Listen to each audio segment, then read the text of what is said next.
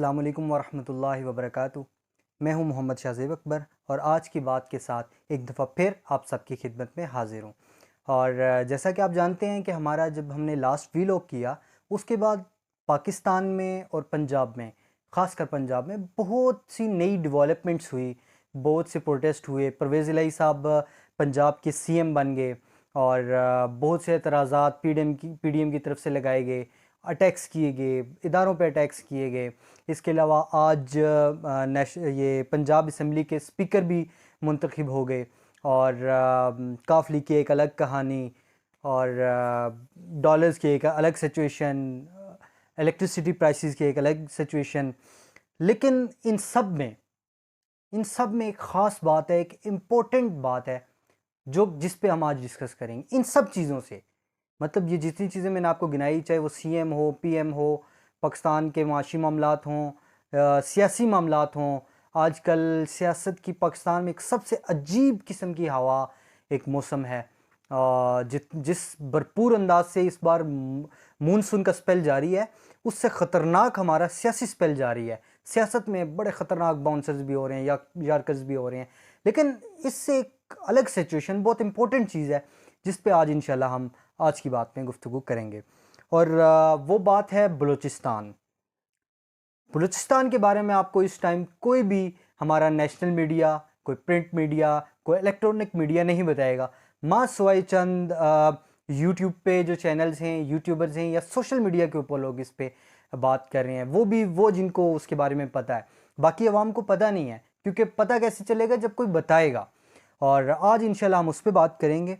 ये जो हमारा मानसून का स्पेल इस टाइम पाकिस्तान में जारी है, इसने बहुत से इलाकों में बहुत सी तबाहियाँ मचाई। पंजाब के अंदर रावलपिंडी की सूरत-ए-हाल बहुत ख़तरनाक हद तक चली गई थी। पंजाब के अंदर, फिर जनूबी पंजाब में, फिर सिंध में हमने कराची का हाल देखा। लेकिन इन सब से ख़तरनाक सिचुएशन इस टाइम करंट सिचुएशन में बलूचिस्तान के अंदर है, जो कि हमें कोई भी मीडिया नहीं दिखा रहा। बलूचिस्तान के अंदर एक्चुअल फिगर्स क्या हैं, वहाँ पे क्या नुकसान हो चुके हैं। आज बड़ा दुख हुआ, मैं आपको एक्चुअल फिगर्स बताता हूँ, लेकिन उससे पहले ये कि आज बड़ी अजीब सी कैफियत में मेरा दिन गुजरा, क्योंकि मैं अक्सर ये शाम के टाइम अपना व्लॉग रिकॉर्ड करता हूँ। तो दिन में आज मैं पूरा दिन इस पे जब रिसर्च करता रहा, मुख्तलिफ लोगों से मेरी बात हुई, मैंने वो वीडियोस देखी, मेरे तो वो पिक्चर्स आई, लोगों ने वीडियो सेंड की, तो बड़ी एक अजीब सी सूरत हाल थी कि वो क्या पाकिस्तान से कोई अलग कोई मुल्क है कि हम इस्लामाबाद वालों को, रावलपिंडी को, पंजाब को, कराची को, सिंध को, केपीके को, जम्मू को, आपके जीबी को जो सहूलियात हासिल हैं, वो बलूचिस्तान को क्यों नहीं है। वहाँ पे एक अजीब सा माहौल है, किसी दरख्त के साथ कोई लाश लटकी हुई है, उसके साथ गोश्त ही नहीं है, सिर्फ वो एक हड्डियों का ढांचा लटक रहा है। वो कौन है? वो पीछे से बह के आने वाला एक नौजवान होगा या हमारा सीनियर सिटीजन होगा कोई। बच्चों की लाशें इसी तरह नीचे कीचड़ में पड़ी हुई हैं, जो फ्लड के साथ आई हैं, उनका कोई पुरसाने हाल नहीं है। वहाँ पर कोई हुकूमत की जानिब से अभी तक कोई इमदादी कार्रवाइयाँ जारी नहीं की गई। मैं आपको कुछ फिगर्स बता दूं। डेथ की फिगर है 111 जो डेथ्स हो चुकी हैं अभी तक, जो रिकॉर्ड में आई हैं। जो रिकॉर्ड में नहीं है, जो लोग लापता हैं, वो इनसे अलग हैं। अभी तक जो रिकॉर्ड में आ चुके हैं, ये वो फिगर्स मैं आपको बता रहा हूँ। 111 डेथ्स हैं। जो इंजर्ड लोग हैं वो 1000 के राउंड अबाउट हैं। और जो हाउसलेस हो चुके हैं, जो डिस्ट्रॉय हो चुके हैं बिल्कुल मुकम्मल तौर पे जो घर, उनकी तादाद 50,000 है। और एनिमल डेथ्स जो हैं वो भी 1000 के राउंड अबाउट हैं। और जो घर जो डिस्ट्रॉय है, पहले हाउसलेस मैंने आपको बताया, अभी जो हाउसेस जो डिस्ट्रॉय हो चुके हैं मुकम्मल तौर पे, वो 7000 घर हैं। 7000 घर डिस्ट्रॉय हो चुके हैं और जो सिटीजन हाउसलेस हैं, बेघर हो चुके हैं, वो 50,000 हैं। इसके बाद माइनर डैमेज जो घर हैं, मतलब जो आधे टूटे हैं, आधे हैं, उनका भी कोई पुरसाने हाल नहीं है, वो तकरीबन 10,000 के लगभग हैं। इसके बाद 20 जो मेन ब्रिजेज़ हैं जो शहरों को आपस में जोड़ते हैं, वो मुकम्मल तौर पे तबाह हो चुके हैं। 2 लाख एकड़ ज़मीन जो है वो मुकम्मल तौर पे तबाह हो चुकी है वहाँ पे अर्बन फ्लडिंग की वजह से। इसके बाद 640 किलोमीटर रोड्स जो हैं वहाँ पे तबाह हैं, जिन पे आप अब ट्रैवल नहीं कर सकते। जो कौमी शाहराहें वहाँ पे मेन जो रोड्स कहलाती हैं, ये वो रोड्स हैं, और जो साइड एरियाज़ हैं वो भी काउंट में नहीं है क्योंकि वहाँ तक अभी पहुँचा नहीं जा रहा।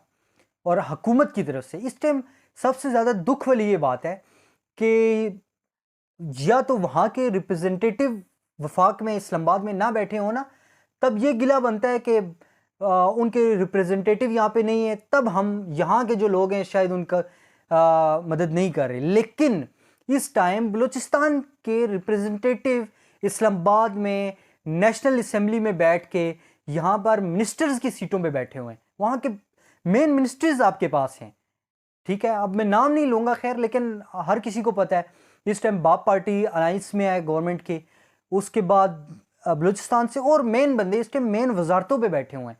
अगर इन लोगों के वो जो वहाँ के रिप्रेजेंटेटिव हैं वो अगर यहाँ पे वफाक में भी बैठे हों, उसके बावजूद अगर उनका कोई पुरसाने हाल नहीं है, तो फिर हम ये शिकवा किससे करें?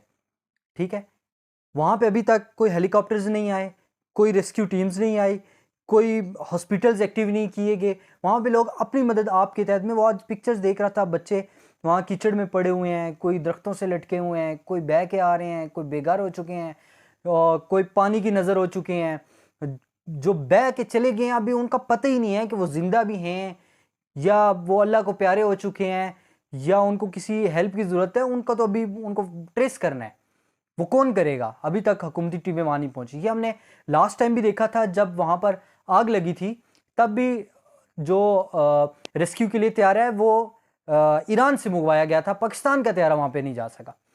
तो ये बड़ी एक अजीब सी सूरत हाल है। और इससे भी दुख भरी सूरत हाल यह है कि हमारा मीडिया, हम हमेशा आज़ादी इजहार राय की बात करते हैं। अब वो किस लिए करती हैं कि पाकिस्तान के हर सिटीज़न को उसका हक मिल सके। लेकिन जब हमारा मेन स्ट्रीम मीडिया ही चंद पॉलिटिकल पार्टीज़ की रखेल बन जाए, मैं वेरी सॉरी कि मैं एक बड़ी सख्त अल्फाज आज यूज़ करूँगा क्योंकि बड़ा दुखी हूँ आज मैं यहाँ से, क्योंकि आज जब मैंने उनकी सूरत हाल देखी बड़ा अजीब सा दिन गुजरा। हमारा मेन स्ट्रीम मीडिया क्या दिखा रहा है कि फ़लाँ लड़की फ़लाँ लड़के के साथ भाग गई, फ़लाँ ने फ़लाँ के साथ निकाह कर लिया, फ़लाँ ने फ़लाँ माँ बाप को रुस्वा कर दिया, वो अब फ़लाँ के साथ रह रही है, अब वो फ़लाँ कोर्ट में पहुँच गई है, अब फ़लाँ दारुल अमान में पहुँच गई है, अब वो वापस चली गई है, अब अपने घर वाले को उसने छोड़ दिया है, हमारी फ़लाँ एक्ट्रेस के फ़लाँ जूते गुम हो गए, उनकी इतनी कीमत थी। मतलब हद हो गई यार। मतलब हमारा मेन स्ट्रीम मीडिया अब ये दिखाएगा, हमारे मीडिया का ये कैलिबर रह गया। वो या इस वजह से नहीं दिखा रहे कि उसमें वो मिर्च मसाले, वो टीआरपी के मिर्च मसाले नहीं है जो हमारी सियासी पार्टियां देती हैं, या वो बलूचिस्तान वाले वो पैसा आपको नहीं दे सकते जो हमारी ये चंद सियासी पार्टियां दे रही हैं जिनके आप राखेल बन के रह गए हैं। मतलब मैं बिल्कुल भी उन मीडिया पर्सनस को और उन नुमाइंदों को बिल्कुल भी नहीं कोस रहा जिनको मैं देख रहा हूँ कि वो वाकई वहाँ पे रिपोर्टिंग कर रहे हैं, फ्लडिंग में जाकर रिपोर्टिंग कर रहे हैं, उनकी हेल्प कर रहे हैं। बहुत से लोगों से मेरी बात हुई, बहुत से लोगों को मैं देख रहा हूँ और वो अपने जो नुमाइंदे हैं बाकायदा चैनल्स के एफिलेटेड चैनल से हैं, लेकिन वो अपने सोशल मीडिया पे चला रहे हैं, लेकिन उनके वो पैकेजेस वो मीडिया हाउसेज नहीं चला रहे। क्यों? कि उन पे वो टीआरपी नहीं है, उन पे वो पैसा नहीं है जो हम अदालत उज़्मा के बाहर खड़े होकर जो हम रिकॉर्डिंग करते हैं, या पार्लियामेंट के बाहर खड़े होके, या किसी सियासतदान के मुंह के आगे माइक रख के जो हम टीआरपी हासिल करते हैं, वो शायद हमें बलूचिस्तान से ना मिले। लेकिन हमने हकीकत नहीं दिखानी लोगों को। वहाँ पे उनकी मैंने आपको कितने ख़तरनाक हद तक ये मैंने आपको बताए हैं। अगर आप लोग खुद सोचें, जो अभी व्यूवर्स देख रहे हैं, आप मुझे बताएं कि अगर यही सूरत हाल रावलपिंडी या इस्लामाबाद की होती तो अभी तक मेन स्ट्रीम मीडिया इसको कहाँ तक उठा चुका होता, या इसी फ्लड में बहने वाला बच्चा किसी वजीर का होता तो ये, या मेन स्ट्रीम मीडिया, ये मीडिया हाउसेस के मालकान का कोई बच्चा बह चुका होता तो ये, मुझे तो वो वक्त भी याद है जब यूसुफ रज़ा गिलानी साहब का बेटा गायब हुआ था और कैसे हमारी सिक्योरिटी एजेंसीज की दौड़ें लग गई थी और चंद दिनों के अंदर उसको रिकवर करके लाया गया था। तो क्या ये हमारी सहूलतें, ये एजेंसीज, ये रेस्क्यू सर्विसेज, ये हॉस्पिटल्स और ये मीडिया, ये सिर्फ चंद ये जो हमारे सियासी घराने हैं उनके लिए है? आम आवाम के लिए कोई नहीं है। हमारी आवाम पहले ही तालीम की सहूलत से महरूम है, सेहत की सहूलत से महरूम है। हम जो बुनियादी, हमें हमेशा कानून बताया जाता है कौन सा, 63A, 62A, आर्टिकल 5, 18वीं तरमीम, हमें ये सिर्फ ये बताए जाते हैं कानून कि शायद पाकिस्तान के कानून के अंदर सिर्फ ये हैं। लेकिन अगर आप कानून की किताब खोलें तो जो सबसे पहले कानून है उनमें सबसे पहले कानून में दर्ज पाकिस्तानी अवाम के सेहत की सहूलत है, उस कानून में दर्ज बुनियादी तालीम की सहूलत है, बुनियादी सहूलतें उस कानून में पहले पहले पहले सफ़ों पे दर्ज हैं, लेकिन वो आपको कोई नहीं बताएगा। क्यों? कि उससे इन हमारे सियासतदानों को, इन मीडिया हाउसेस को फ़ायदा नहीं है। जहाँ पे आवाम का फ़ायदा होगा वो बिल्कुल भी ये नहीं बताएंगे। तो बड़ी ख़तरनाक सूरत-ए-हाल हो चुकी है, बड़ी अजीब सी। ये आप लोग, मैं पिक्चर्स भी आपके साथ साथ शेयर हो रही होंगी, आप देख रहे हैं, और बड़ा ही शेमफुल एक्ट है हमारे ख़ासकर मीडिया हाउसेस को, मैं दोबारा कहूँगा, क्योंकि इनके पास वो पावर है कि ये दिखा सकते हैं। ये किसी भी पॉलिटिकल पार्टी को ज़मीन से उठा के आसमान पे पहुंचा देते हैं। आसमान पे बैठे हुए बंदे को हम ज़मीन पे गिरा देते हैं। तो बलूचिस्तान वालों का हक, कम से कम जो वहाँ पे रिपोर्टर्स कम से कम रिपोर्ट कर रहे हैं, उनके पैकेजेस तो चलाएं, हमारी आवाम को तो पता चले कि बलूचिस्तान वालों के साथ क्या हो रहा है। इसके बाद हम पेट्रोल प्राइसेस पे थोड़ी सी बात करेंगे। 1 अगस्त से, जैसे कि हमने आपको पिछले कुछ व्लॉग्स में बता दिया था कि ये टेम्परेरी तौर पे पेट्रोल की प्राइसेस नीचे आई हैं, लेकिन ये दोबारा राइज़ करेंगी। और उसी तरह 1 अगस्त से 20 से 30 रुपये हमारी रिपोर्ट के मुताबिक पेट्रोल प्राइसेस बढ़ेंगी, और उनकी मेन वजह डॉलर्स की प्राइस भी हो सकती है, क्योंकि डॉलर इस टाइम हमारा तकरीबन 238 रुपये पे ट्रेड कर रहा है इंटरबैंक में।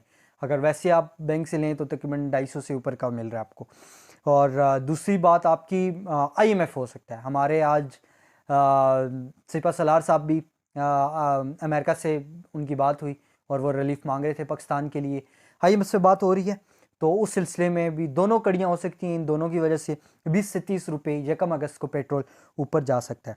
इसके बाद आज अब शॉर्ट आगे आपको बताऊंगा जो आज मेन जो टॉपिक्स थे। इसके बाद बात हो रही है PTI की फॉरेन फंडिंग की। तो मैं आपको बताता चलूँ कि अदालती हुक्म के मुताबिक जो फॉरेन फंडिंग का केस है वो सब पार्टीज़ का इकट्ठा सुना जाएगा और उसका फैसला इकट्ठा किया जाएगा। PTI की भी यही डिमांड है, PTI भी यही डिमांड कर रही है कि सब पार्टीज़ का फैसला इकट्ठा सुनाया जाए, जबकि PDM ये कह रही है, PTI ये कह रही है कि इकट्ठा फैसला सुनाया जाए, PDM ये कह रही है कि PTI का फैसला एकदम अभी सुना दिया जाए और हमने कोई उसका रिकॉर्ड जमा नहीं करा दें। जबकि मैं आपको 31 मई 2022 की एक अदालती हुक्मनामा आपको सुनाने लगा हूँ। We expect the ECP to proceed with the scrutiny process by treating all political parties equally and in accordance with law।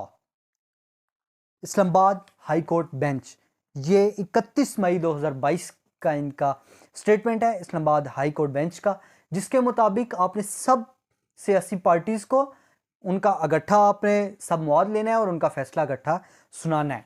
और दूसरा ये कह रहे हैं कि शायद एक नैरेटिव फैलाया जा रहा है कि शायद कोई फॉरेन फंडिंग का फैसला आ जाएगा और उसके बाद PTI पे को बैन लग जाएगा, ताहयात पाबंदी लग जाएगी, इस पार्टी को ख़त्म कर दिया जाएगा। तो मैं आपको बता दूं कि ऐसी कोई सूरत हाल नहीं है। अगर फॉरेन फंडिंग का कोई केस PTI पे साबित हो भी जाता है, बिलफर्ज साबित हो भी जाता है, तो उस सूरत में क्या होता है कि जिस पार्टी पे अगर कोई इस तरह का गैर कानूनी फंडिंग का सबूत साबित हो जाए तो उससे वो फंडिंग वापस ले ली जाती है, गवर्नमेंट उससे वो फंडिंग रिटर्न कर लेती है, उससे वापस ले लेती है, उस पर बैन नहीं लग सकता। ये अदालती स्टेटमेंट भी आ चुकी है। उसके बाद हमारे प्राइम मिनिस्टर साहब के ख़िलाफ़ उनकी नायली पे Islamabad high court Lahore high court में एक दरख्वास्त दायर हो चुकी है, जिस पे 1 अगस्त को उसकी सुनवाई की जाएगी और जस्टिस शुजात अली ख़ान उस केस को सुनेंगे और देखते हैं, लेट्स सी क्या होता है, क्योंकि इस टाइम PDM भी बड़ी मुश्किलात से दो चार है। इसके बाद आज की अहम सूरत हाल के पंजाब की जो असम्बली है उसमें PTI ने अपना स्पीकर नामजद करवा लिया है और PDM को इसमें शिकस्त हुई है। PTI की तरफ से मोहम्मद सिब्तैन खान 185 वोट लेके कामयाब हुए हैं और PDM की तरफ से सैफुल मलूक खोखर 175 वोट लेके दूसरे नंबर पर रहे हैं और उन्होंने लूज़ किया। ये थी आज की सूरत हाल, लेकिन मेन ये लास्ट में मैंने आपको थोड़ी थोड़ी जो अहम चीज़ें थी वो सुना दी, लेकिन मेन मैं आपकी जो आज की व्लॉग में तवज्जो दिलाना चाहता था वो था बलूचिस्तान।